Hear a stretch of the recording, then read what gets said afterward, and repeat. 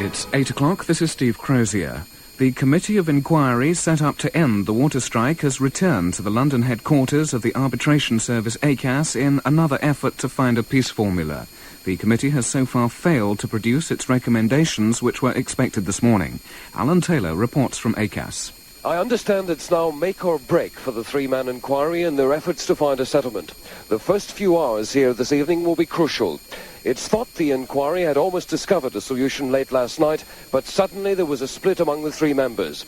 Inquiry member Bill Keyes of the print union Sogat 82. If we're really going to do the job that we were given to do, it would be much better if we could produce a report that was unanimous. The employers and unions have now returned to ACAS once more, hoping to hear the Johnston verdict. Alan Taylor, IRN, ACAS headquarters. Buckingham Palace has been granted an injunction to stop a national newspaper series on life inside the palace walls. A former worker's so-called secrets, published in today's Sun, include details about Prince Andrew's romance with actress Koos Stark. Prince Klaus, the husband of Queen Beatrix of the Netherlands, has returned for another spell at a Swiss psychiatric clinic. The 56-year-old prince has been suffering from depression and hasn't recovered as well as expected at the Dutch hospital he entered last month. It's thought he'll make better progress at the Baal clinic he attended several times last year. Malta's Prime Minister Dom Mintoff has taken charge of negotiations with the hijackers of a Libyan airliner. The plane was forced down on the Mediterranean island last night with more than 160 Arabs on board.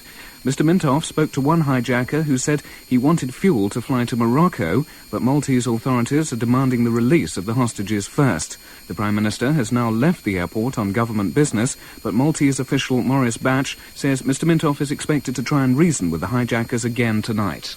He spoke to the hijackers, tried to persuade them to give us the hostages at least, and in return he would give them fuel.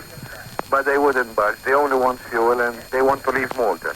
But they're still here. He said, I'll be back to speak to the hijackers this evening. An inquest in Blackpool has been told how a freak wave swept 3 police officers to their deaths in a drowning tragedy last month. They were trying to rescue a Scottish tourist who also died as he tried to save his pet dog from the sea. Chris Mann reports from Blackpool. An eyewitness told the inquest that the rescue operation was on the verge of success. Then a giant wave broke over the famous Blackpool seawall, knocking bystanders to the ground and sweeping the 3 officers out to sea.